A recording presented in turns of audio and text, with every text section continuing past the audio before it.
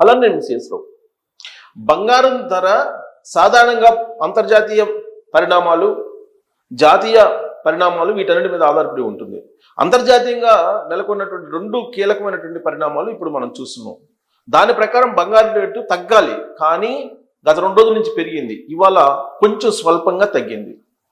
వాస్తవంగా అమెరికా షట్డౌన్లో ఉంది. దాదాపు 38 రోజుల పైగా షట్డౌన్లో ఉంది. షట్డౌన్ను ఎత్తివేస్తూ 2 రోజుల క్రితం నిర్ణయం తీసుకున్నారు.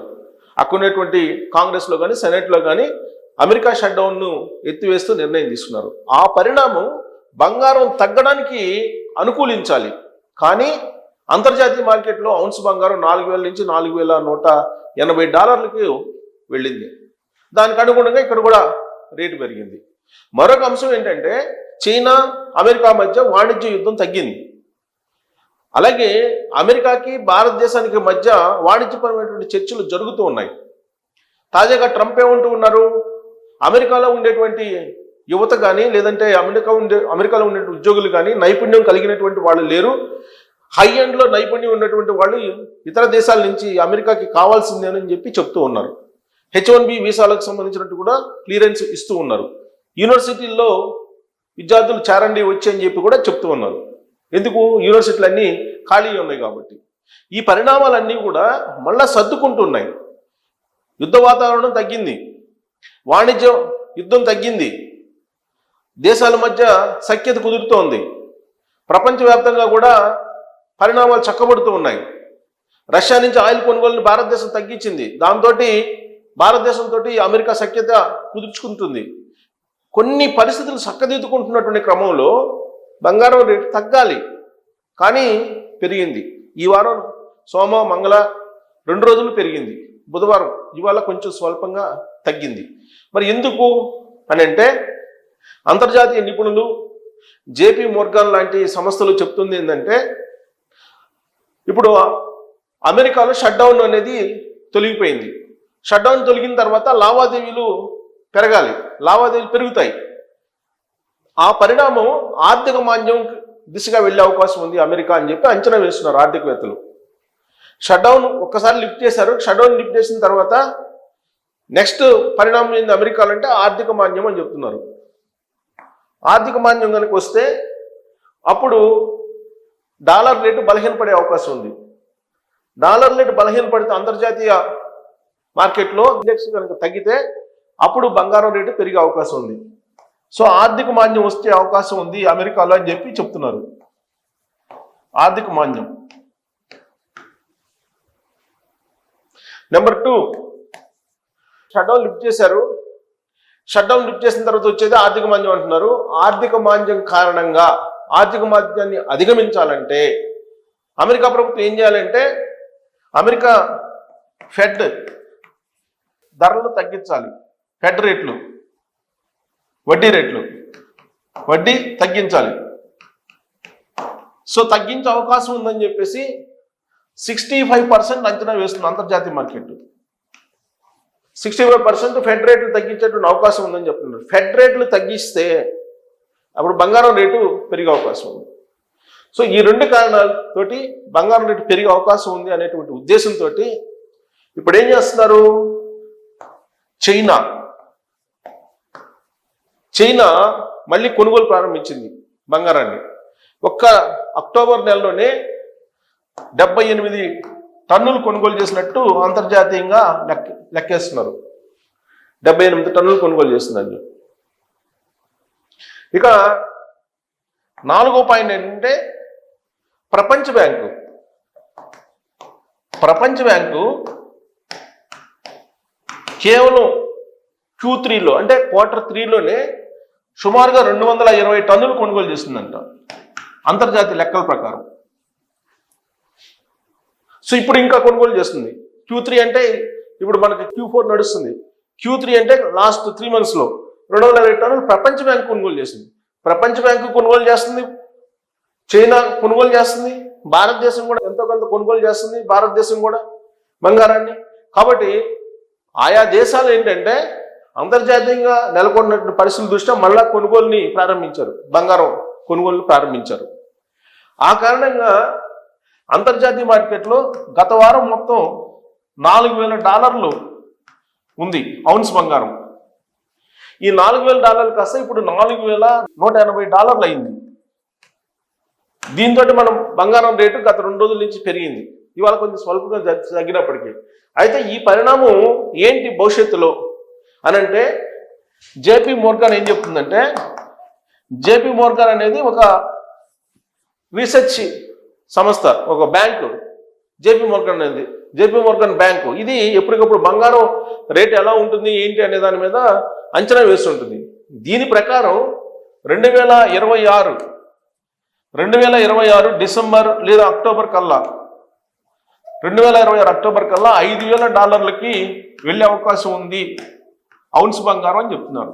సో $5,000 అంటే మనకి దాదాపుగా 1,80,000 నుంచి 2,00,000 దాకా బంగారం రేటు చేరే అవకాశం ఉంది వాళ్ళ లెక్క ప్రకారం.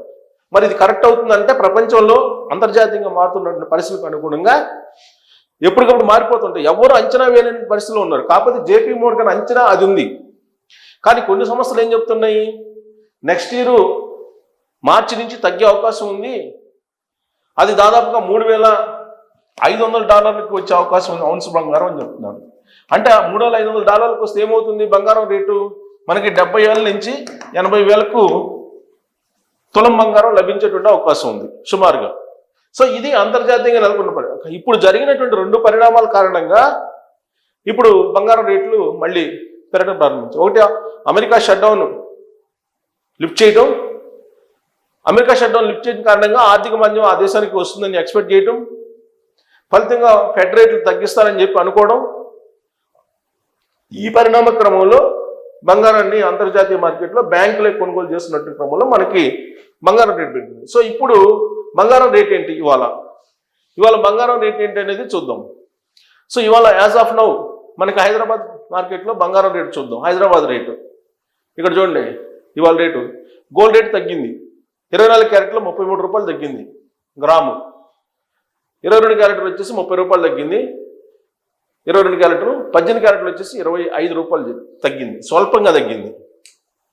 సో ఇక్కడ చూడండి, 1 గ్రామ్ $33 తగ్గింది, 8 గ్రాములు $264 తగ్గింది, 10 గ్రాములు వచ్చేసి $330 తగ్గింది, 100 గ్రాములు వచ్చేసి 3,300 తగ్గింది. ఏది 24 క్యారెట్ల బంగారం.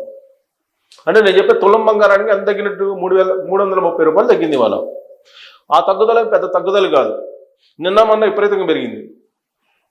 సో ఇది 22 క్యారెట్ల బంగారం ధర. 22 క్యారెట్ల బంగారం ధర వచ్చి తులం వచ్చేసి $300 తగ్గింది. ప్రస్తుతం $1,15,000 ఉంది ఇది తులం బంగారం. ఇదైతే 24 క్యారెట్ల బంగారం అయితే 1,25,000 ఉంది తులం. ఇక 18 క్యారెట్స్ బంగారం 10 గ్రాములు తులం బంగారం వచ్చి 94,000 ఉంది, వాళ్ళు $250 తగ్గింది. సో గత మార్కెట్ని మనం చూస్తే, అంటే నవంబర్ 11, ఇవాళ 12 కదా, నవంబర్ 11 చూస్తే ఇక్కడ మీకు బంగారం రేటు ఇక్కడ చూడండి, గ్రాము రేటు 12,584, $202 పెరిగింది.